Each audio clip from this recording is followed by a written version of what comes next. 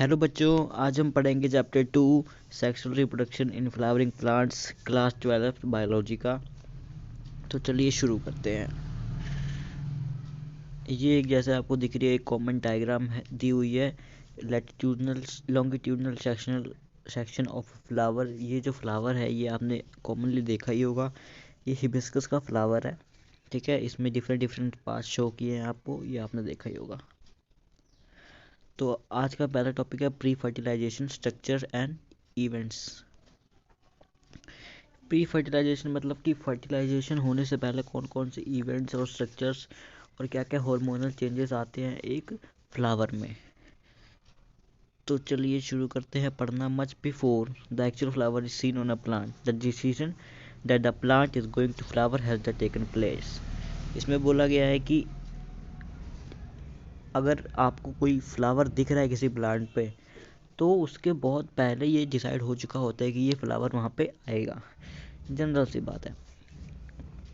Several hormonal and structural changes are initiated which lead to the differentiation and further development of the floral primordium. Primordium का मतलब होता है यहाँ पे कि अर्ली स्टेज ऑफ डेवलपमेंट, कि फ्लावर की अर्ली स्टेज ऑफ डेवलपमेंट को बताया गया है कि अर्ली स्टेज ऑफ डेवलपमेंट में बहुत सारे स्ट्रक्चरल एंड हार्मोनल चेंजेस आते हैं। यहाँ पे प्राइमोडियम को आप हाईलाइट करके लिख सकते हैं कि early stage of development of a flower. आगे बढ़ते हैं। Inflorescence are formed which bear the floral buds and then the flower. Inflorescence होता है एक कंप्लीट फ्लावर जिसपे पहले बर्ड्स आते हैं, उसके बाद वो पूरा फ्लावर आते हैं, ठीक है। तो पहले बर्ड्स बनते हैं, जैसे आपने देखा होगा रोज़ में बर्ड्स मेनली रोज़ में दिखते हैं ज़्यादा, तो आपने देखा होगा। इन the flower the male and female reproductive structures androecium. Androecium जो है वो मेल है और जो जिनोशियम है वो फीमेल है। ये दोनों डिफ्रेंशिएट होते हैं एंड डेवलप होते हैं मेल रिप्रोडक्टिव ऑर्गन में और फीमेल में। तो एंड्रोशियम है वो मेल रिप्रोडक्टिव ऑर्गन है और जो जिनोशियम है वो फीमेल रिप्रोडक्टिव ऑर्गन है।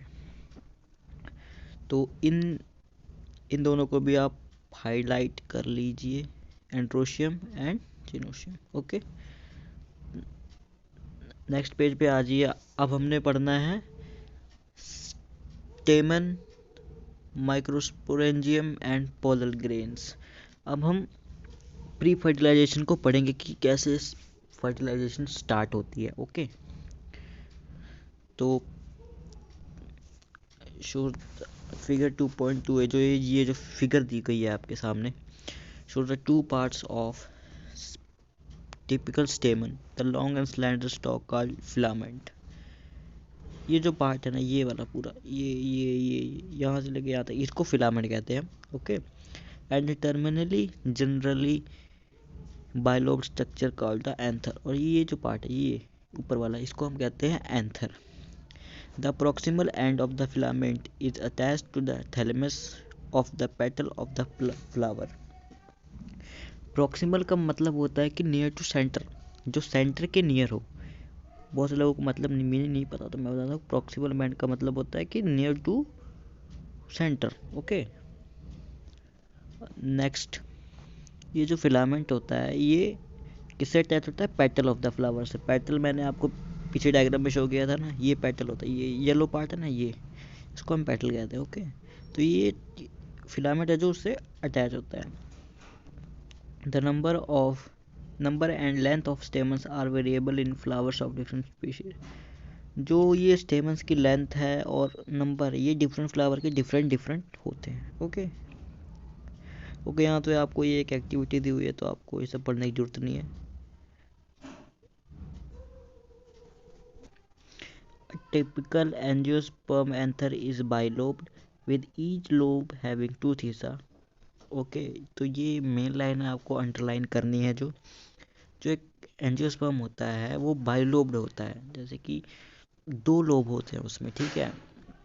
जैसे कि आपको यहाँ दिख रहा होगा, आपको ये जो पैरा पढ़ना है उसमें ये डायग्राम लिखना है। Okay, each lobe having two thecae. Okay, एक ये लोब ये रहा, एक लोब ये रहा, और ये 1 2 तीसरा 1 2 तीसरा, ईच लोब हैविंग 2 तीसरा। ओके, समझ आ गया। और often a longitudinal groove runs lengthwise separating the thesa, मतलब lengthwise मतलब बोल रहा उसने कि ऐसे चलता है और वो थीसा को सेपरेट करता है, यानी कि सीधा, जैसे कि ये जो लाइन है ना, ये या फिर ये वाली, ये कह रहा है इसको। ओके, नेक्स्ट पेज पे चलते हैं। The bilobed nature of the anther is very distinct in transverse section of the anther, ये सब ऐसे ही है। The anther is a four-sided tetragonal structure consisting of four microsporangia located at the corners, two in each lobe। जैसे हमने पिछली diagram में देखा कि एंथर एक फोर साइडेड टेट्रागोनल स्ट्रक्चर है, मेनली इसमें ये बताया गया है। The microsporangia develop further and become pollen sacs. Microsporangia मतलब मेनली यहाँ पे बताया गया है कि ये मेल गैमीट भी बन रहा है, हमें ये बताया जा रहा है, ठीक है। तो microsporangia develop further and become pollen sacs. Okay, the structure of microsporangium. Microsporangia बहुत सारे होते हैं और जो माइक्रोस्पोरेंजियम है वो एक सिंगुलर टर्म है मेल गैमीट के लिए, और जो माइक्रोस्पोरेंजिया है वो प्लूरल है। ओके, तो कंफ्यूज ना हो, एक ही टर्म है माइक्रोस्पोरेंजिया और माइक्रोस्पोरेंजियम। माइक्रोस्पोरेंजियम है वो सिंगुलर है मेल गैमीट के लिए, और माइक्रोस्पोरेंजिया है वो प्लूरल है मेल गैमीट के लिए। Okay, in a transverse section a typical microsporangium appears near circle in outline. It generally surrounded by four layers. Very important। अब हम देखेंगे कि फोर लेयर्स कौन से होती हैं। ओके, फोर लेयर्स यहाँ से आपने अंडरलाइन करना है। The epidermis, endothecium, middle layer and टेप्टम। Okay, these are the four layers present in microsporangium. The outer three layers perform the function of protection and help in the dehiscence of anther to release pollen। Okay, तो ये जो है कि जो epidermis, endothecium and middle layers, ये सब protection में help करती है। और जो फोर्थ है इनर मोस्ट लेयर टेप्टम, ये वेरी इंपॉर्टेंट। ये जो टेप्टम है इनर मोस्ट लेयर होती है माइक्रोस्पोरेंजियम की, ये पोलन ग्रेन्स को नरिशमेंट प्रोवाइड कर दिया, यानी फूड प्रोवाइड करती है। Okay, cells of the tapetum possess dense cytoplasm and generally have more than one nucleus। ये बहुत बार ही पूछा जाता है एग्जाम में कि generally have more than one nucleus और डेंस साइटोप्लाज्म किसका होता है, तो इसका आंसर टेप्टम है ऑफ कोर्स। ओके, अब हमने पढ़ना है माइक्रोस्पोरोजेनेसिस। माइक्रोस्पोरोजेनेसिस क्या होता है? Formation of microspores from pollen mother cells यानी पीएमसी थ्रू मियोसिस। ओके, ये अभी हम आगे पढ़ेंगे। जो डेफिनेशन है इसकी माइक्रोस्पोरोजेनेसिस की, मैंने आपको पहले बता दिया कि ये क्या होता है कि फॉर्मेशन ऑफ माइक्रोस्पोर्स को माइक्रोस्पोरोजेनेसिस कहते हैं। ओके, ये एक डायग्राम है, आपको दिखा हुआ है epidermis, टेप्टम, middle layers and all, ये सब आप देख रहे हैं। ओके, नेक्स्ट हम चलते हैं। अब यहाँ पे क्या है कि microspore, the process of formation of microspores from pollen mother cell PMC through meiosis is called microsporogenesis. जैसे कि मैंने पहले आपको डेफिनेशन बताई थी कि माइक्रोस्कोप्स की फॉर्मेशन को ही हम माइक्रोस्पोरोजेनेसिस कहते हैं, और ये जो प्रोसेस है ये पोलन ग्रेन्स को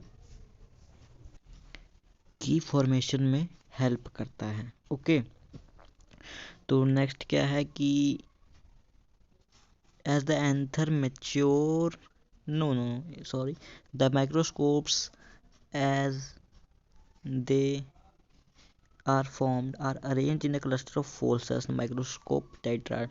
तो ये क्या पहले क्या बनता है? माइक्रोस्कोप टेट्राड बनते हैं, मतलब क्लस्टर ऑफ फोर सेल्स बनता है। ओके, जैसे ही मैच्योर होता है एंथर एंड डिहाइड्रेट होता है, microspores dissociate from each other and develop into pollen grains. तो जैसे ही एंथर मैच्योर होगा और डिहाइड्रेट होगा, ओके, तो माइक्रोस्कोप एक दूसरे से अलग हो जाएंगे और पोलन ग्रेन्स की फॉर्मेशन फाइनली हो जाएगी। ओके, नेक्स्ट हम पढ़ेंगे pollen grains. The pollen grains represent the male gametophyte. जैसे मैंने बोला था कि ये मेल गैमीट होता है पोलन ग्रेन, ओके, जो किससे फॉर्म हुआ है, माइक्रोस्पोरोजेंसिस से, okay. The pollen grains represent the male gametophyte. If you touch the open anther of hibiscus और any other flower plant you will find deposition of yellow powder. हाँ, it's more, आप कभी देखना, hibiscus is the most commonly मतलब मिल जाता है आपका फ्लावर। सो आपने उसका अपर पार्ट येलो वाला टच करके देखना है, और जो येलो वाला है गोल गोल सा तो छोटे छोटे, वो आपके हाथों में आ जाएंगे, उसी को हम पोलन ग्रेन्स कहते हैं, ओके।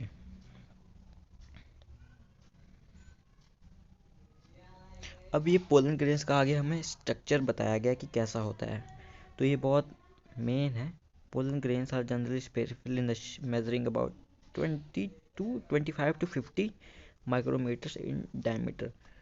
स्पेरिकल होता है जैसे मैंने आपको बोला, गोल, और इनका जो डायमीटर होता है 25 to 50 माइक्रोमीटर्स। हाँ, जो पोलन ग्रेन्स है इनके दो लेयर होते हैं। हार्ड, एक जो आउटर लेयर होती है उसको एक्साइन कहते हैं, जो इनर लेयर होती है उसको इंटाइन कहते हैं। जो आउटर लेयर है एक्साइन, वो हार्ड होती है, और वो किसकी बनी होती है, वो स्पोरोलेनिन की। Important one, sporopollenin, sporopollenin, sporopollenin, okay. इसको आपने याद रखना ही रखना है, स्पोरोलेनिन। ये क्या है, it is the most resistance organic material known. मतलब कि बहुत रेजिस्टेंस है इसको, ना एसिड गला सकता है ना high temperature, it is the most resistance, okay.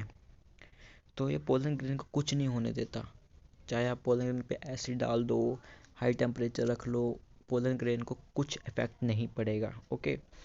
No enzyme can degrade sporopollenin so far known. मतलब कि कोई भी एंजाइम ने अभी तक इसको डिग्रेड नहीं किया है। और जो पोलन ग्रेन का एक्साइन है उसके पास जर्म पोर्स होते हैं, जर्म पोर्स होते हैं जहाँ की स्पोरुलिन एब्सेंट होता है।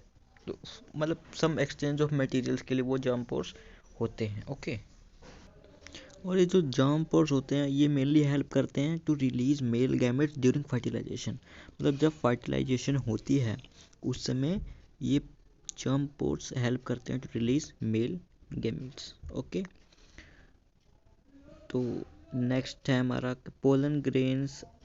हाँ, pollen grains are well preserved as fossils because of the presence of sporopollenin. तो पोलन ग्रेन्स को फॉसिल्स की तरह भी मतलब रखा जाता है, बहुत टाइम तक इसको प्रिजर्व किया जाता है, क्योंकि इसमें होता है स्पोरोलेनिन जो कि इसको मतलब डिग्रेड नहीं होने देता mainly. The exine exhibits a fascinating array of pattern design, okay. What is the function of germ pores, तो मैंने अभी आपको बताया, it help to release male gametes during fertilisation, okay. अब आते हैं इनर वॉल पे। तो इनर वॉल कौन सी है हमारी, इनर वॉल है इंटाइन, ओके। इनर वॉल है हमारी इंटाइन, इनर वॉल है ये। Inner wall of pollen grain is called intine, a thin and continuous layer made up of cellulose and pectin. ये थिन होती है, ये हार्ड नहीं होती। ये किसकी बनी होती है, सेलुलोज एंड पेक्टिन की बनी होती है mainly, okay. The cytoplasm of the pollen grain is surrounded by plasma membrane. जो पोलन ग्रेन के अंदर जो कैविटी होती है जिसमें साइटोप्लाज्म होता है वो एक प्लाज्मा मेम्ब्रेन से सराउंडेड होता है। व्हेन द हाँ, और जब ये पोलन ग्रेन जब मैच्योर होता है तो इसकी दो स्टेजेस आते हैं, एक वेजिटेटिव और एक जनरेटिव, ओके। जैसे कि ये फिगर में आपको दिख रहा होगा यहाँ पे, ठीक है। वेजिटेटिव, जनरेटिव, दो स्टेजेस आती हैं, ओके। जो वेजिटेटिव सेल है वो आपको दिख रहा होगा कि जनरली बिगर है किससे, जनरेटिव सेल से, okay. The vegetative cell is bigger, has abundant food reserve and largely irregularly shaped nucleus. Vegetative cell larger होता है, फूड रिजर्व इसके पास बहुत होता है, ओके। और जो न्यूक्लियस होता है वो इरेगुलर ही होता है, जैसे दिख रहा है आपको ऐसे टेढ़ा मेढ़ा है ना। The generative cell is small and floats in the cytoplasm of the vegetative cell. ये स्मॉल सा छोटा सा दिख रहा है आपको, और जो साइटोप्लाज्म है वो ये वेजिटेटिव सेल का ही है, ये सारा वही यहाँ पे भी है और उसमें फ्लोट करता रहता है। It is spindle shaped, spindle shaped यानी कि ये शेप होती है जो ये वाली, ऐसे वाली है ना, इसको हम स्पिंडल शेप कहते हैं। ओके, वैसी शेप है ना, ये स्पिंडल शेप का होता है विद डेंस साइटोप्लाज्म, मतलब डेंस मतलब घना। ओके, घना, और डेंस न्यूक्लियस भी होता है इसके पास। ओके, इन ओवर 60%, अब ये अंडरलाइन करने वाली बात है, 60% ऑफ एंजियोस्पर्म में जो पोलन ग्रेन्स है वो 2 सेल स्टेज पे क्या हो जाता है, शेड हो जाता है। ओके, मतलब कि शेड मतलब पता है ना आपको, बस 60% में 2 सेल पे ही शेड हो जाता है। बट इन रिमेनिंग स्पीशीज, बाकी बचे के स्पीसीज में जो जनरेटिव सेल होता है वो डिवाइड करता है माइटोटिकली एंड 2 मेल गैमेट्स को मतलब रिप्रोड्यूस करता है before the pollen grains are shedded 3 celled. मतलब 60% जो एंजियोस्पर्म है वो 2 सेल पे ही शेड हो जाते हैं, but remaining 40% give rise to 2 male gametes before pollen grains are shed at 3 cell stage। तो यहाँ तक हमने पढ़ा है अभी तक। ओके, आगे हम कंटिन्यू करेंगे।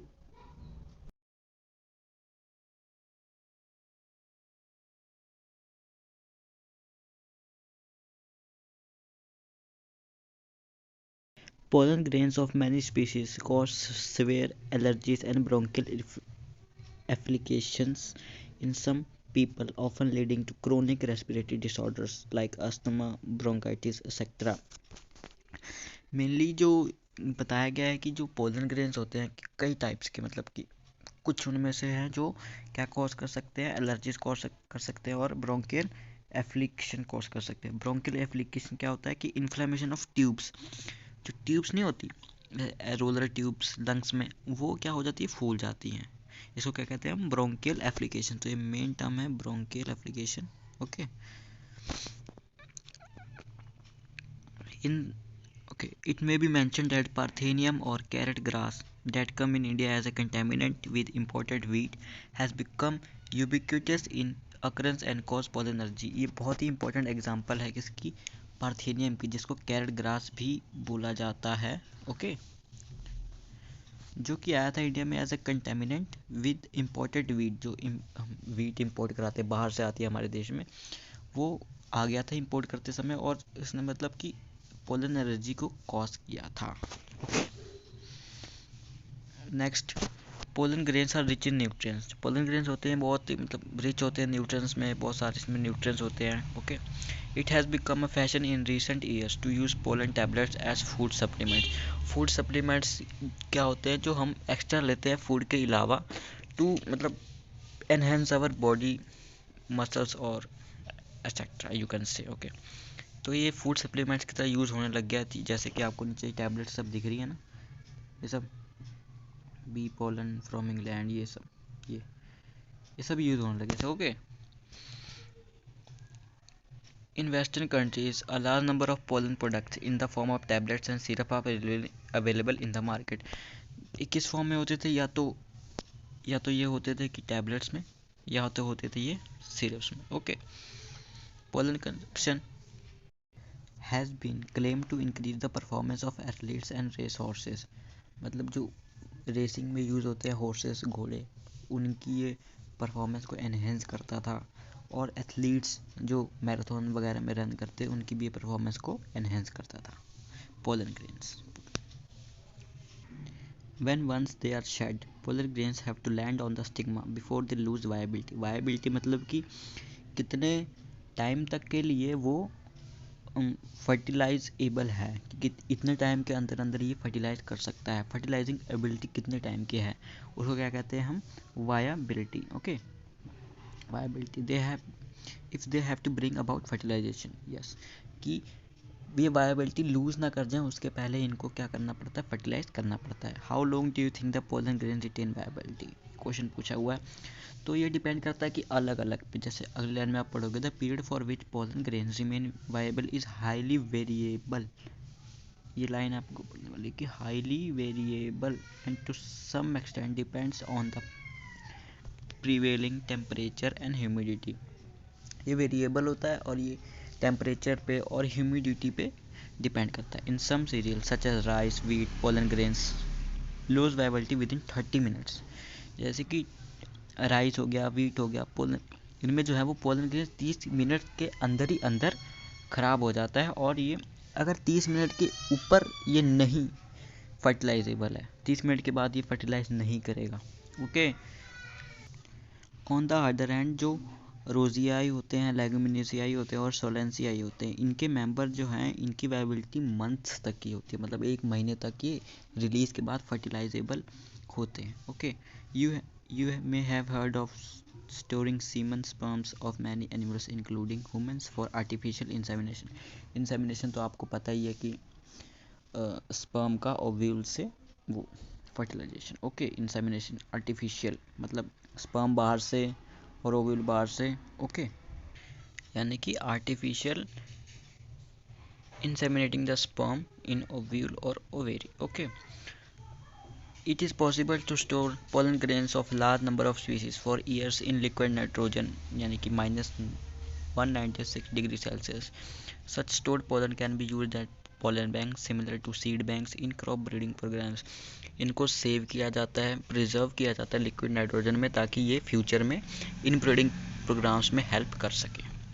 ओके। तो नेक्स्ट टॉपिक है हमारा the pistil, megasporangium and embryo sac. Okay.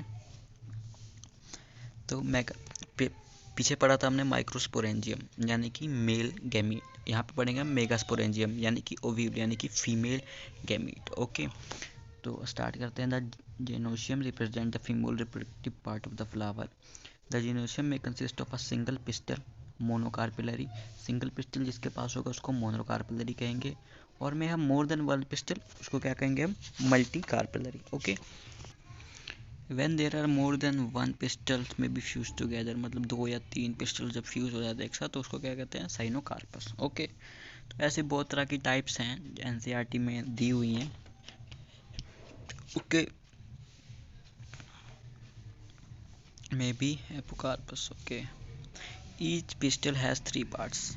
Her pistol के 3 पार्ट्स होते हैं, the stigma, style and the ovary. Okay. अभी मैं आपको एक डायग्राम शो करता हूँ, वेट अ मिनट। ये देखो, ये रहा stigma, style and ovary. Okay. ये आपने तीनों देख लिया कि एक पिस्टल के 3 पार्ट्स है, stigma, style and ovary. Okay. आगे पढ़ते हैं service. The stigma serves as landing platform for pollen grains. Pollen grains आते हैं, स्टिग्मा पे लैंड करते हैं। उसके बाद ये जो एक लॉन्ग ट्यूब होती है, एलोंगेटेड ट्यूब स्टिग्मा के नीचे, the basal bulge part of pistil is ovary. जो नीचे पार्ट होती है ये यहाँ पे लैंड करेगा, ठीक है। ओके। पोलन ग्रेन्स, और वो यहाँ से कहाँ पे आएगा, नीचे नीचे यहाँ पे ओवेरी तक। Okay. Bulged part. Okay. Inside the ovary it is the ovarian cavity. Ovarian cavity होती है इसके अंदर। ओके। यहाँ पे कहीं होती है। Okay. The placenta is located inside the ovarian cavity.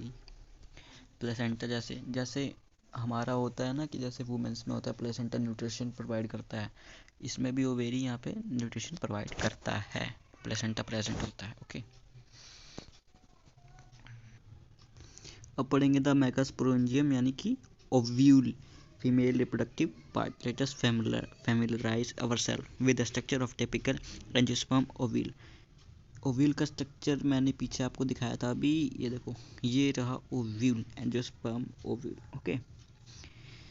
ये ओव्यूल है ये, और ये एक एनाट्रोपस ओव्यूल है। मेनली 6 या 7 या 8 तरह के होते हैं। ओके। तो ये एनाट्रोपस ओव्यूल है। अभी पार्ट डिस्क्राइब करेंगे कैसे।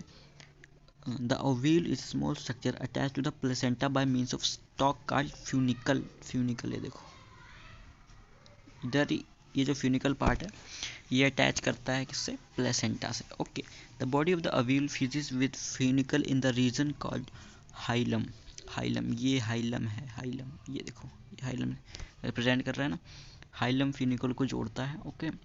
दस hilum represent the junction between ovule and funicle. Okay. ये रिप्रेजेंट करता है the junction between ovule and funicle. Okay. Each ovule has one और to protective envelopes called integuments. ये रहा इनर इंटेगुमेंट और ये रहा आउटर इंटेगुमेंट। हर ओव्यूल में ऐसे एक या दो इंटेगुमेंट्स होते हैं जो कि प्रोटेक्शन प्रोवाइड करते हैं। ओके, आगे क्या है? Integuments encircle the nucellus except the tip where the small opening called micropyle is organised. Opposite the micropylar end is the chalaza representing the basal part of ovule। ये दो part के बारे में और बताया गया है कि माइक्रोपाइल यहाँ पे होता है हमारा ओपनिंग, ये री ओपनिंग, उसको हम कहते हैं माइक्रोपाइल। ओके, और इसको कहते हैं हम चैलेजल एंड। चैलेजल एंड होता है ये बेसल पार्ट, और ये जो ये है, ये जहाँ ये लाइन रिप्रेजेंट कर रहा है, इसको हम कहते हैं चैलेजल पोल। ओके, नेक्स्ट है enclosed within the integuments is a mass called the nucellus। cells of nucellus has abundant reserve food material। Integuments के अंदर न्यूसेलस प्रेजेंट होता है, जिसमें क्या होता है कि फूड रिजर्व प्रेजेंट होते हैं। ओके, फूड रिजर्व बहुत सारा प्रेजेंट होता है, abundant. Located in the nucellus is the embryo sac और female gametophyte. An ovule generally has a single embryo sac form from a megaspore. इसमें बोल रहा है कि न्यूसेलस के अंदर एम्ब्रोसैक होता है या फीमेल गैमेटोफाइट होता है। Okay, an ovule generally has a single embryo sac form from megaspore. और एक ओव्यूल के पास जनरली एक एम्ब्रोसैक ही होता है, दो या तीन नहीं होते, जनरली एक ही होता है। ओके, अब हमने पढ़ना है मेगास्पोरोजेनेसिस। मेगास्पोरोजेनेसिस क्या होता है? The process of formation of megaspores from the megaspore mother cell, यानी MMC is called megasporogenesis. Formation किसकी? मेगास्पोर्स की from the megaspore mother cell is called megasporogenesis. Ovules generally differentiate a single megaspore in the micropilar region of nucellus। It is a large cell containing dense cytoplasm and prominent nucleus। Megaspore जो होता है वो एक बहुत ही large cell होता है, containing क्या है? डेंस साइटोप्लाज्म, घना साइटोप्लाज्म, मतलब बहुत बड़ा cytoplasm, and a prominent nucleus, और एक nucleus. The MMC undergoes mitotic division. Mitotic division क्या होती है कि जिसमें देयर इज अ रिड्यूस या रिडक्शन इन क्रोमोसोम नंबर में जिसमें मतलब कम होते हैं chromosome number. Okay, the MMC undergoes mitotic division. What is the question है? Meiosis result in the production of 4 megaspores. जो म्यूसिस है वो किस में रिजल्ट करती है? 4 मेगास्पोर्स बनते हैं, जिसमें 2.8 की डायग्राम में दिखाया गया है इसको। ओके, ये हमारा मेन वो है ovule. Okay, female gametophyte. In a majority of flowering plant, one of the megaspore is functional while the other 3 generate।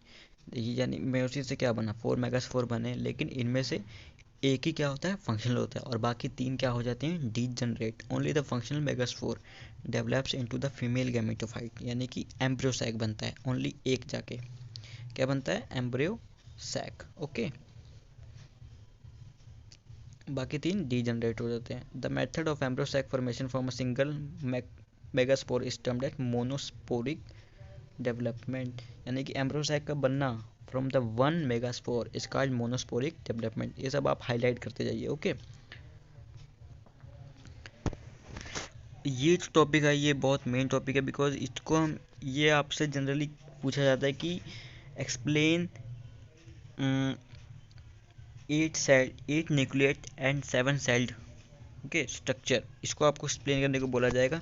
ये देखिए, ये आपको एक्सप्लेन करने को बोला जाएगा, तो आपको ये मेनली ये पूरा ही एक्सप्लेन करना होता है, बट आप इसको शॉर्ट में लिख सकते हैं। अभी मैं आपको समझाता हूँ। Okay, let us study formation of embryo sac in little more detail. Embryo sac की फॉर्मेशन के बारे में बोला गया है। ओके,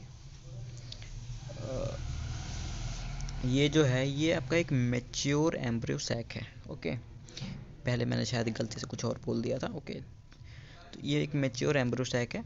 ओके, इसकी फॉर्मेशन को हमने अभी पढ़ना है वहाँ पे, और ये 8 न्यूक्लिएट और 7 सेल्ड कैसे बना ये हमने पढ़ना है। 7 सेल्ड है ना, 1 2 3 6 और एक वो 7। ओके, तो पढ़ना है कैसे 8 न्यूक्लिएट और 7 सेल्ड ये बना। तो आइए पढ़ते हैं।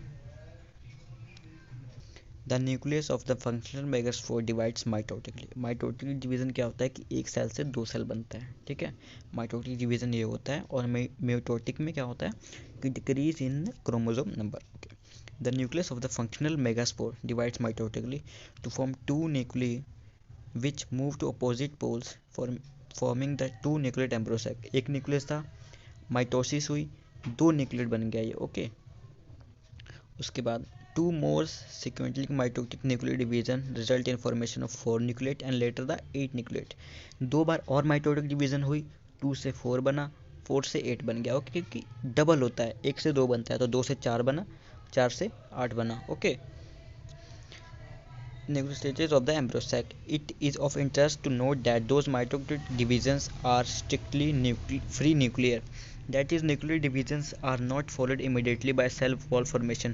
मतलब कि जब ये divisions हो रही थी तब सेल वॉल की फॉर्मेशंस नहीं हो रही थी, फ्री न्यूक्लियर डिवीजन है ये। सेल वॉल की फॉर्मेशन बाद में होगी, अभी नहीं हो रही है। Okay, after the 8 nuclear stage, मतलब कि जब 8 न्यूक्लियर माइटोटिक डिवाइड हो गए उसके बाद सेल वॉल्स उसके बाद आती है। मतलब कि जब 1 न्यूक्लियस से 8 न्यूक्लियस तक कोई सेल वॉल नहीं होगी, और जब 8 न्यूक्लियस बन जाएगा उसके बाद हमारी सेल वॉल लेट डाउन होगी, यानी कि सेल वॉल की फॉर्मेशन होगी, leading to the organisation of typical female gametophyte और एम्ब्रियो सैक। तब उसके बाद क्या बनेगा कि क्या बन जाएगा, ये फीमेल गैमेटोफाइट हमारा बन जाएगा mainly. Okay, now observe the distribution of cells. एक बार दोबारा से देखते हैं, observe the distribution of cells inside the embryo sac. उन्होंने बोला कि डिस्ट्रीब्यूशन ऑफ सेल देखो एम्ब्रियो सैक के inside 6 of the 8 nuclei are surrounded by cell wall and organized into cells. The remaining 2 nuclei called polar nuclei are situated below the egg apparatus in the large central cell। आइए देखते हैं, इसमें बोला है कि जो sales नहीं, क्या बोला था, हाँ 6 of the 8 न्यूक्लिएट, मतलब कि इसमें जो 6 न्यूक्लिय हैं वो तो मतलब कि सेल वॉल्स के साथ सराउंडेड है, बाकी दो जो ये पोलर न्यूक्लिय ये सेल वॉल से सराउंडेड नहीं है। Okay, there is a characteristic distribution of cells within the embryo sac। 3 cells are grouped together at the microperineal end and constitute the egg apparatus। The egg apparatus in turn consists of 2 synergids and 1 egg cell। The synergids have special cellular thickenings at the microperineal tip called filiform apparatus, which play an important role in guiding the pollen tubes into synergids। Okay, तो इनमें mainly क्या बात की है कि इसकी filiform apparatus की, ये फिलीफॉर्म अपार्टस है जो आपको झाड़ियों जैसा दिखने रहा, ये पोलन ग्रेन को डायरेक्शन देता है to enter in the into the synergids में एंटर हो, ताकि यहाँ पे ताकि वो फर्टिलाइजेशन आगे बढ़ सके। ओके, और ये जो है इसको माइक्रोपैरल एंड कहते हैं हम। Okay, next 3 cells are at the chalazial end guiding the pollen tubes into synergid। 3 cells are at the chalazial end are called antipodals। इनको हम एंटीपोडल्स भी कहते हैं। वो इनको नहीं, सॉरी इसको चलाजियल एंड को, इनको हम एंटीपोडल्स भी कहते हैं। ओके, जैसे कि यहाँ पे मेंशन है एंटीपोडल्स। ओके,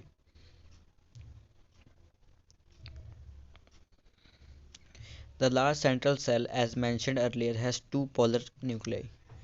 जो लार्ज सेंट्रल सेल होता है वो उसके बाद 2 पोलर न्यूक्लियाई होते हैं। Thus the typical angiosperm embryo sac at maturity through 8 nucleate and 7 celled. Okay, ये आपको क्वेश्चन मेनली आता ही आता है, तो वेरी इंपॉर्टेंट है, आपने इसको पढ़ के जाना है अच्छे से, स्ट्रक्चर साथ में देखना है और साथ साथ में लिखते जाना है, बहुत इजी है। ओके, 8 न्यूक्लिएट और 7 सेल्ड आपको दिख गए होंगे। ओके,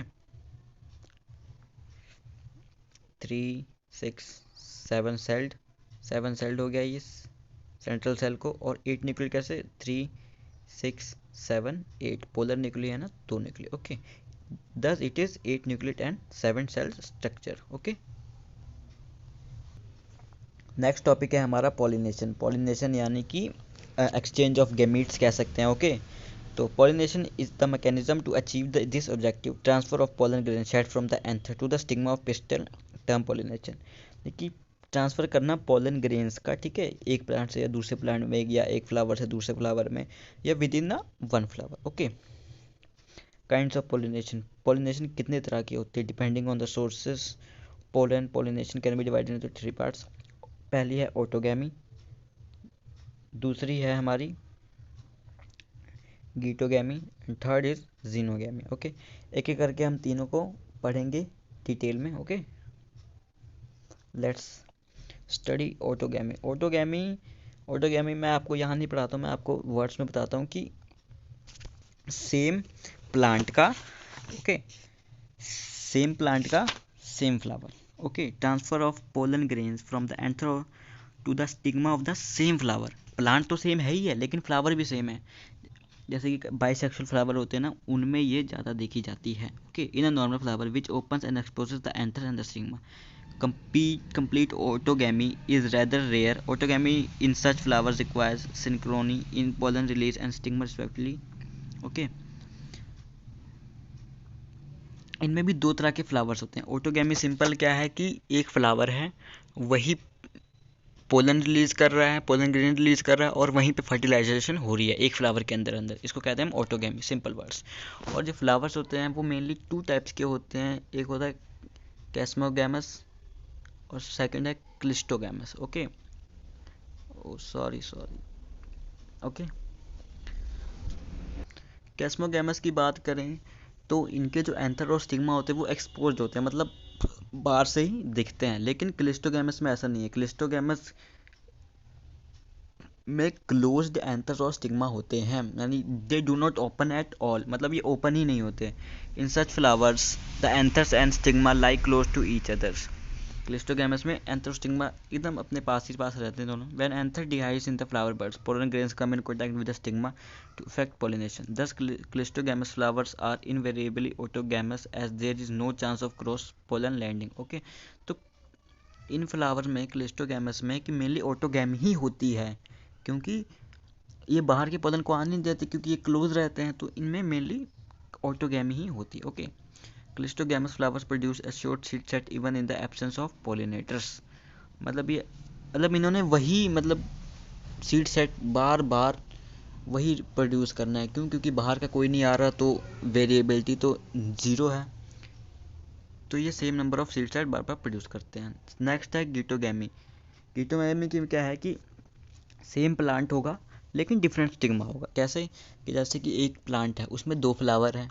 ओके, फ्लावर 1 फ्लावर 2, तो ये फ्लावर पोलन बनाएगा और जो कोई इंसेक्ट, मतलब कि पॉलिनेटर सोर्स, उसको यहाँ से लेके जाएगा दूसरे फ्लावर पे रख देगा। उससे क्या होगा, मेल स्पर्म इसका है लेकिन फीमेल एग इसका है। ओके, तो मतलब प्लांट सेम है लेकिन फ्लावर क्या है, अलग अलग है। ओके, तो ये है डिफरेंस इसमें गीटोगैमी में। Transfer of pollen grains from anther of the stigma of the another flower of the same plant.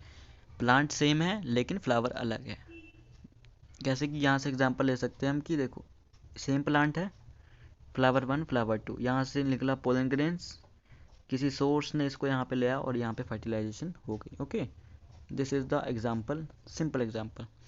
Third one is xenogamy.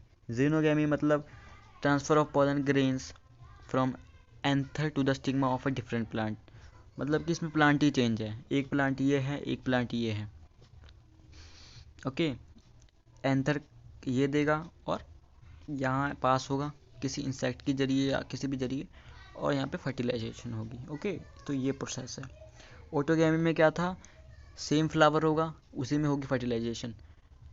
गीटोगैमी में क्या था कि प्लांट सेम होगा लेकिन फ्लावर अलग होंगे, 2 होंगे। ठीक है, और जीनोगैमी में क्या है कि प्लांट ही अलग हुआ, एक प्लांट ये, एक प्लांट ये। Okay, now agents of pollination which I was talking about previously. Plants use 2 abiotic water and wind and 1 biotic animals agent to achieve pollination. ठीक है, कि जैसे कि मैं सिंपल भाषा में बोलता हूँ, या वाटर से होगी पॉलिनेशन या विंड से होगी। ओके, और तीसरा है कि इंसेक्ट्स करेगा, जैसे कि बीज हो गए हैं ना, एक एग्जांपल बटरफ्लाइज होगी, कि ये लोग घूमते रहते हैं प्लांट्स के ऊपर, तो yes they can do. Okay, क्योंकि ये एक शॉर्ट रिकैप है चैप्टर 2 का, तो मैं डिटेल में नहीं पढ़ाऊँगा इसको, क्योंकि इसमें कुछ ज़्यादा इंपॉर्टेंट नहीं है। बस आपको ये जो पीछे 3 स्टेप्स पढ़ाए, 3 पार्ट्स पढ़ाए हैं, ऑटोगैमी, गीटोगैमी, जीनोगैमी, वे पढ़ने हैं। और एजेंट्स ऑफ पॉलिनेशन याद रखने हैं कि विंड है, वाटर है और एनिमल्स है। ओके, ज़्यादा डिटेल में पढ़ने की जरूरत नहीं है। हाँ, ये टॉपिक आपको थोड़ा सा पढ़ना पड़ेगा। Examples of water pollinated plants, example पढ़नी पड़ेगी आपको कि वाटर पॉलिनेटेड प्लांट कौन सा है, जैसे वेलिस्नेरिया हो गया, हाइड्रिला हो गया, ठीक है। तो ये सब क्या है, वाटर पॉलिनेटेड प्लांट के एग्जाम्पल्स हैं। आप एग्जाम्पल्स पढ़ लेना, ये इंपॉर्टेंट है थोड़ी सी, ठीक है। और कुछ ज़्यादा इंपॉर्टेंट है नहीं इसमें, तो मैं बस आगे बढ़ूँगा। एक ये नीचे टॉपिक थोड़ा सा छोटा सा है, ये मैं देखता हूँ कहाँ पे, ये 4th लाइन में नीचे से, in the most water pollinated plants pollen grains are protected from wetting by mucilaginous covering. ये वेरी इंपॉर्टेंट है कि जो पोलन ग्रेन्स है वो पानी में ख़राब क्यों नहीं होते, क्यों, क्योंकि उनके पास क्या होती है, म्यूसिलेजिनस कवरिंग होती है जो इनको बचाती है, म्यूसिलेजिनस कवरिंग। ये जो म्यूसिलेजिनस कवरिंग है ये किसकी होती है, polysaccharide substance extracted as viscous of gelatinous solution, okay. तो मेनली ये जो म्यूसिलेजिनियस कवरिंग है वो पॉलीसैकेराइड सब्सटेंस की बनी होती है, ओके। नेक्स्ट क्या है, majority of flowering plants use a range of animals as pollinating. तो इंसेक्ट्स बताएं कि कौन कौन से यूज़ होते हैं, बीज होगी, बटरफ्लाइज होगी, फ्लाइज होगी, बीटल्स होगी, वेस्प होगी, एंट हो गई, मोथ, बर्ड्स, सेक्टर, ये सब यूज़ होते हैं किसमें, मेनली पॉलिनेशन में, ओके। ये लाइन आपको नीचे पढ़नी पड़ेगी। Majority of insect pollinated flowers are large, colourful, fragrant and rich in nectar. Rich in nectar is a floral reward, okay, ठीक है। कई इंसेक्ट के लिए नेक्टर के लिए आते हैं लोग फ्लावर पे mainly, okay. When the flowers are small, a number of flowers are clustered into inflorescence, make them conspicuous. Okay, ये रहा। To sustain animal visit, the flower have to provide reward to the animal. क्योंकि animal का क्या फ़ायदा होगा, वो flower पे आ रहा है, क्यों आते हैं लोग, क्योंकि nectar and pollen grains are usually the floral reward, क्योंकि ताकि ये लोगों को पोलन मिल सके और नेक्टर मिल सके, ओके। तो ये दोनों रिवार्ड्स हैं जिनके लिए मेनली आते हैं लोग, जैसे कि इंसेक्ट्स हो गए, ये सब नेक्टर के लिए mainly, okay. In some species, floral rewards are in providing safe places to lay eggs. As an example is that, किसका example है, Amorphous, tallest flower है ये, okay. The flower itself is 6 feet in height. A similar relation exists between the species of moth and plant yucca, where both species, moth and plant, cannot complete their life cycle without cycle. मतलब mutualism चलती है यहाँ पे कि तुम pollen grain लेके जाओ और आपको यहाँ पे एग ले करने की जगह मिलेगी, ओके। यही सब है। और ये एक एग्जांपल है, आपने पढ़ लेनी है कि मोथ की और मोथ एंड प्लांट की, ठीक है, ओके। नाउ नेक्स्ट टॉपिक है आउटब्रीडिंग डिवाइसेस। आउटब्रीडिंग डिवाइसेस में क्या है, majority of flowering plants produce hermaphrodite flowers. Hermaphrodite flower मतलब कि बाइसेक्सुअल फ्लावर, यानी कि बाइसेक्सुअल फ्लावर प्रोड्यूस करते हैं और सेल्फ पॉलिनेशन मेनली हो जाती है। तो इसको प्रिवेंट करने के लिए कुछ डिवाइसेस बनाए गए हैं, ठीक है, ताकि इनब्रीडिंग डिस्पर्शन ना हो कि बार बार वही सीड सेट आ रहे हैं, कोई वेरिएशन नहीं आ रहा है। तो इसको टैकल करने के लिए क्या बनाया हमने, self incompatibility device to prevent inbreeding is self incompatibility. This is a genetic mechanism and prevents self pollen from the same flower or other flower of same plant from fertilizing the ovules by inhibiting pollen germination. ये क्या कहता है, ये self pollination होने ही दे देता। कैसे, ये pollen germination को ही इनहिबिट कर देता है और the pollen tube growth in pistol, pollen tube growth को ही रोक देता है, ठीक है। तो ऐसे हम इनब्रीडिंग डिप्रेशन से बचा सकते हैं, कैसे, self incompatibility, okay.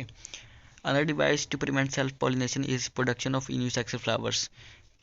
Outbreeding devices mainly कि टू प्रिवेंट सेल्फ पॉलिनेशन। एक क्या हो गया, सेल्फ इनकम्पैटिबिलिटी, ठीक है, कि ये पोलन जर्मिनेशन ही रोक देगा, ओके। और दूसरा क्या है कि यूनिसेक्सुअल फ्लावर की प्रोडक्शन ज़्यादा, कि यूनिसेक्सुअल होगा तो सेल्फ पॉलिनेशन तो ऑब्वियसली नहीं हो पाएगी, okay. Next, pollen pistol interaction. तो पोलन पिस्टल इंट्रैक्शन क्या होता है, मेनली कि वो सारे इवेंट्स जो कि पोलन डिपोजिशन से लेके स्टिग्मा पे until pollen tube enters the ovule, मतलब कि जब पोलन जैसे कि स्टिग्मा पे डिपॉजिट हो गया, उसके बाद जब तक वो ओव्यूल में एंटर नहीं होता तब तक कौन से इवेंट्स हो रहे हैं, उन सबको हम क्या कहेंगे, पोलन पिस्टल इंट्रैक्शन। तो आइए पढ़ते हैं, pollen Pistil interaction. Pollen does not guarantee the transfer of right type of pollen. Compatible pollen.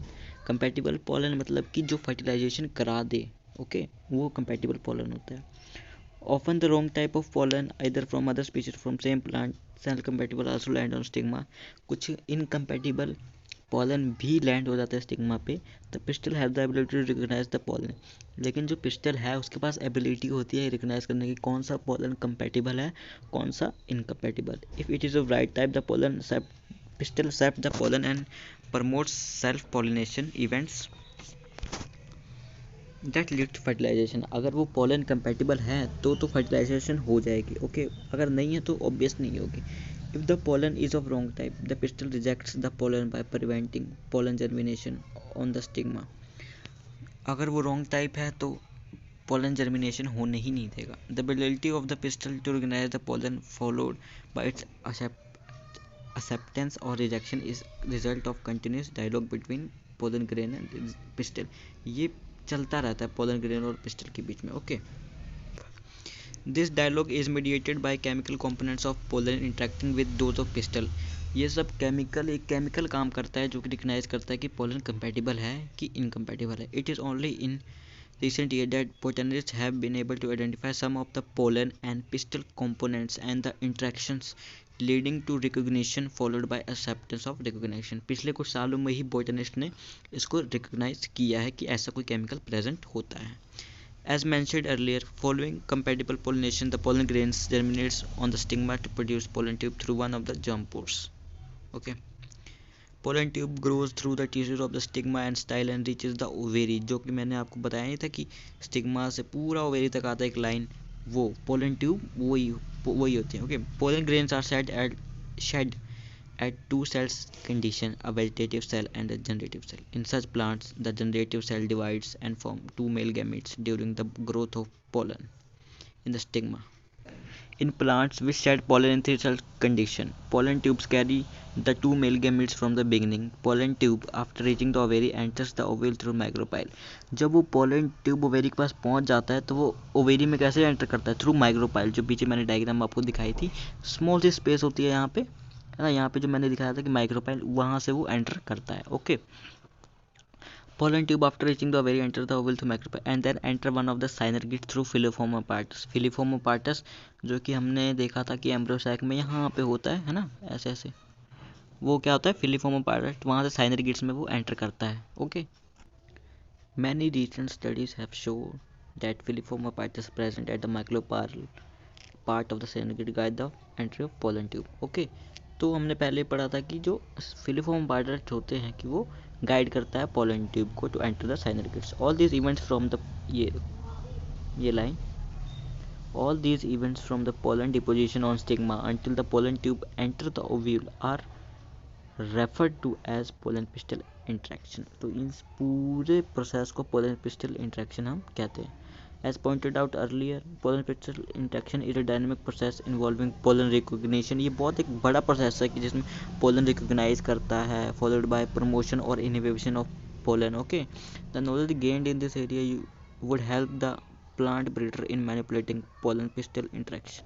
Okay. Next, अब हमने पढ़ना है आर्टिफिशियल हाइब्रिडाइजेशन. ये क्या होता है? This is one of the most major approaches of crop improvement program. In such crossing experiment, it is important to make sure that only the desired pollen grains are used for pollination. तो इसमें यह ध्यान रखना होता है कि हमारा pollen जो है वो अच्छा हो. तो इसके लिए हमारे पास दो स्टेप्स हैं, यानी दो टेक्निक्स से कह सकते हैं, इमैस्कुलेशन एंड बैगिंग. इमैस्कुलेशन में क्या होता है?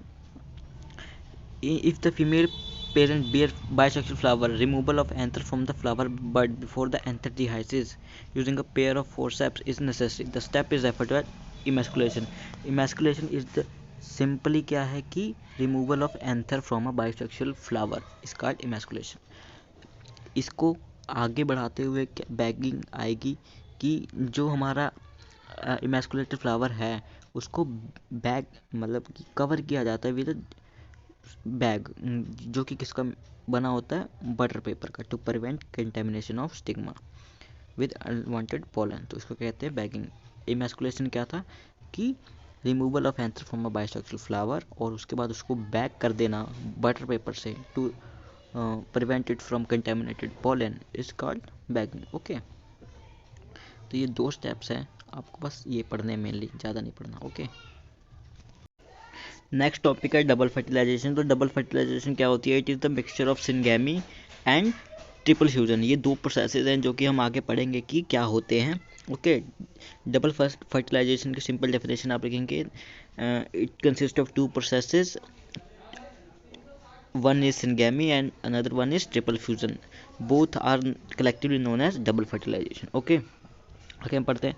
After entering one of the synergids the pollen tube releases the 2 male gametes into the cytoplasm of synergids. जब साइनरगिड में पोलन एंटर हो जाएगा तो वो 2 मेल गैमीट रिलीज करता है। पहला मेल गैमीट एक्सेल के पास जाता है और वो फ्यूज़ होता है एक्सेल से, उसके न्यूक्लियस से, और इसको क्या कहते हैं? सिनगेमी। 2 मेल गैमीट हुए, देखो जैसे कि मैं बताता हूँ, 2 मेल गैमीट है, एक मेल गैमीट, ये एक मेल साइनरगिड्स में है, ये जाएगा, ये एक्सेल से, एक्सेल के न्यूक्लियस से फ्यूज़ करेगा और ये क्या हो जाएगा? सिनगेमी।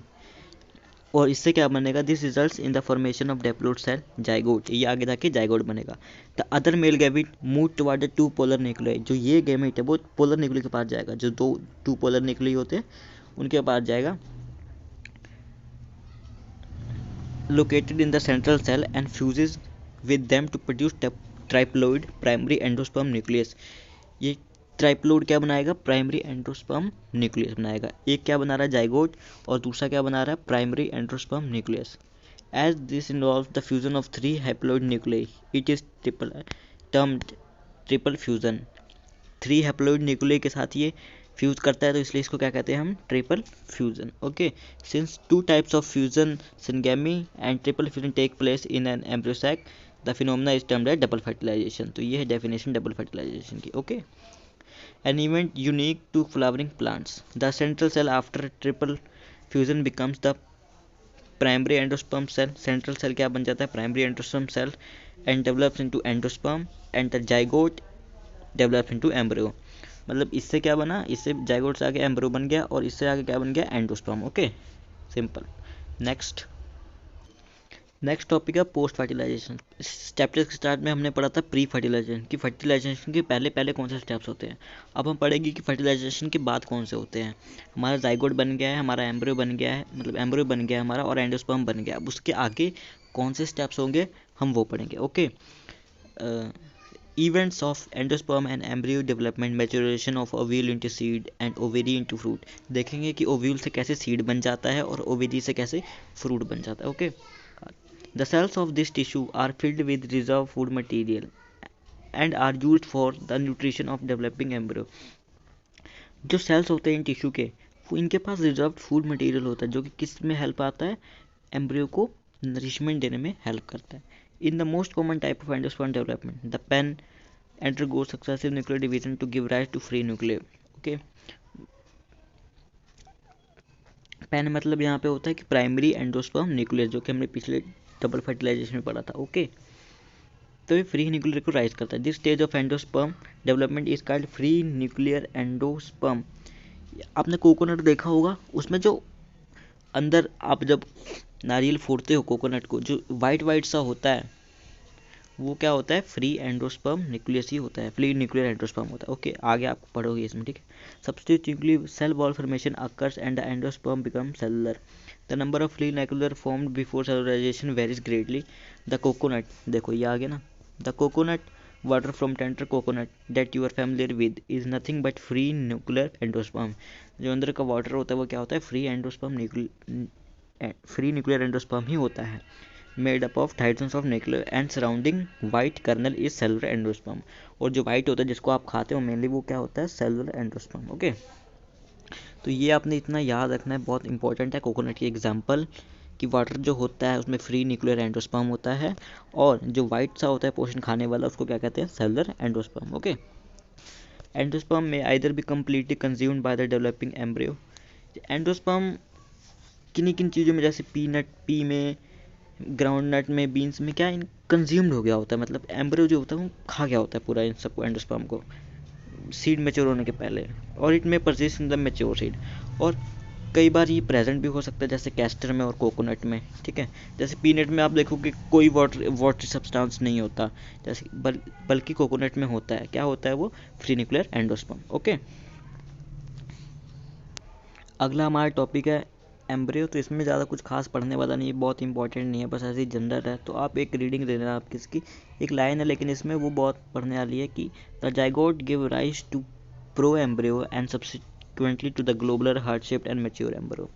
ठीक है, जाइगोट से ये सारे मतलब इन सारे शेप बनते हैं। ये आपको मैं दिखाता हूँ, पिछले आपने देखा होगा ये globular embryo, zygote, heart shape embryo, plumule, ये सब शेप है उसके। ओके, यहाँ पे दी हुई हैं। ओके, फिर नीचे आ जाते हैं, ये सब पार्ट्स दिए हुए हैं आपको, ठीक है। आपको उसने डायग्राम देख के बस पढ़ लेना। ओके, ज़्यादा इंपॉर्टेंट नहीं है ये। Embryos of monocotyledon possess only one cotyledon. In the grass family the cotyledon is called scutellum. ये बहुत इंपॉर्टेंट है कि ग्रास फैमिली में कोटिलेडन को क्या कहते हैं हम? स्कूटेलम कहते हैं। That is situated towards one side of the embryal axis. Okay, इसमें भी कुछ इंपॉर्टेंट नहीं है। नेक्स्ट हम पढ़ेंगे सीड के बारे में। ओके, सीड में थोड़े इंपॉर्टेंट टॉपिक्स हैं तो हम इसको लाइन टू लाइन पढ़ेंगे। Okay, in angiosperms the seed is the final product of sexual reproduction. Seed क्या होता है? फाइनल प्रोडक्ट होता है सेक्सुअल रिप्रोडक्शन का। It is often described as a fertilised ovule. Seeds are formed inside fruits. Fruit के अंदर seeds होते हैं, जैसे आपने देखा ही होगा कि एप्पल के अंदर सीड्स होते हैं, ग्रेप्स के अंदर सीड्स होते हैं। Okay, a seed typically consist of seed coat. Seed के पार्ट बताए गए हैं कि सीड कोट होता है, कोटिलेडन होता है, एम्ब्रियो एक्सिस होती है, ठीक है। ये तीनों पार्ट्स है सीड के। Okay, the cotyledons of the embryo are simple structures, generally thick and swollen due to storage of food reserves. Mature seeds may be non-albuminous or ex-albuminous. Albuminous मतलब कि फूड स्टोर्ड है उनके अंदर endosperm में, और non albuminous मतलब वो जो उस फूड स्टोर्ड है वो कोटिलाइडन्स में स्टोर है, ठीक है। एल्बुमिनस मतलब फूड स्टोर्ड इन एंडोस्पर्म, ये आप लिख लो। Albuminous means food stored in endosperm and non-albuminous means it is stored in cotyledons. Okay, non-albuminous seed have no residual. जो नॉन एल्बुमिनस होते हैं उनके पास कोई रेसिडुअल नहीं बचा होता, मतलब उनके पास कोई फ्री न्यूक्लियर एंडोस्पर्म नहीं होता है। Okay, have no residual endosperm and it is completely consumed during embryo development. ये एम्ब्रियो डेवलपमेंट के वक्त कंज्यूम कर लिया जाता है पूरा। Okay, albuminous seeds retain a part of endosperm as it is not completely used up during embryo development. और लेकिन एल्बुमिनस सीड्स में थोड़ा रेसिड्यू बचा होता है, ठीक है, जैसे कि वीट, कोकोनट है, castor. Occasionally in some seeds such as black pepper मतलब काली मिर्च। ओके, बीट आपको पता है। Remnants of nucleus are also process. The residual persistent nucleus is the perisperm. और जो रेसिडुअल बच जाता है इसको क्या कहते हैं हम? पेरिस्पर्म। ओके, और आगे हमने पढ़ना है डोरमेंसी। डोरमेंसी क्या होता है? स्टेट ऑफ इनएक्टिविटी होती है, मतलब एक पर्टिकुलर लिमिट के बाद जो सीड है वो डोरमेंसी में चल जाता है, कि स्टेट ऑफ इनएक्टिविटी में चल जाता है, जबकि उसके पास 10 to 15% मॉइस्चर होता है, ठीक है। इसके बाद वो डोरमेंसी में चल जाता है, मतलब इनएक्टिव होने लग जाता है। ओके, तो जैसे कि हमने पढ़ा था कि ओवेरी जो है वो फ्रूट में बदल जाता है, तो जो ओवेरी की वॉल होती है ना वो फ्रूट के वॉल में डेवलप हो जाती है, तो इसको हम क्या कहते हैं? पेरिकार्प। ओके, तो wall of fruit is known as pericarp. Okay, आगे है कि फॉल्स फ्रूट्स क्या होते हैं और ट्रू फ्रूट्स क्या होते हैं। इनकी डेफिनेशन बहुत इंपॉर्टेंट है। In most plants by the time the fruit develops from ovary other floral part degenerate and fall off. However, in few species such as apple, strawberry, cashew, example आपने याद जरूर करनी है। Okay, the thalamus also contribute to the fruit formation. Such fruits are called false fruits. मतलब कुछ species में thalamus contribute करता है फ्रूट फॉर्मेशन में, तो उसको हम क्या कहेंगे? False fruit.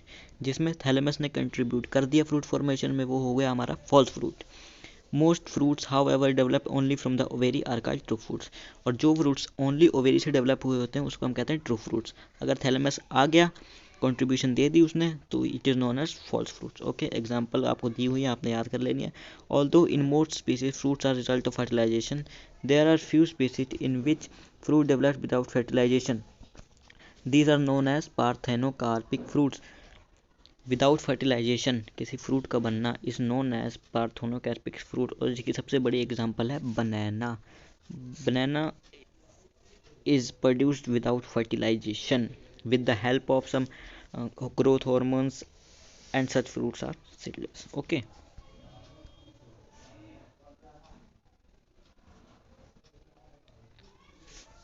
यहाँ पे एक बहुत इंपॉर्टेंट लाइन है कि there are several records of very old yet viable seed, the oldest is of a lupine Lupinus arcticus excavated from Arctic tundra. The seed germinated and flowered after an estimated record of 10,000 years of dormancy.